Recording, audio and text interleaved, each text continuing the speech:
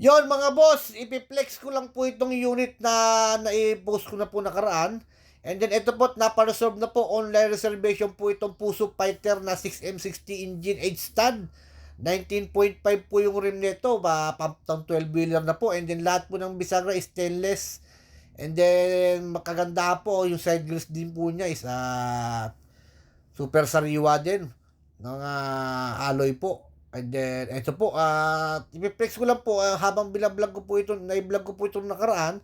And then, super sariwa po yung pangilalim nito. And then, hinanap po natin yung unit po nito kung saan na po nailagay. Half molly, half airbag po yan. I-recon po yan, papalit lang po natin siya ng molly po yan. Itong likod po niya, ka-stainless din po yung molly. Ang likod po ng pintuan po nito. Wood flooring, may karga-karga pa po ito. Yung na-video ko po itong unit po na ito. And then, 24 feet po yung haba niya with original windbreaker. And then, eto na po siya ngayon, no? At sinanap po natin siya dahil napareserve po ni Bossing. Nag-video call po kami ni Bossing. Ayan po. Yung side mirror po yan, ipapakroom po yung side mirror niyan. And then, ito po, pipintura po yung new paint po natin. Itong unit po na ito. Fully recon po ang mangyayari po sa unit po na ito. Ayan po, napaka-fresh ng unit. Talaga naman na maraming salamat po.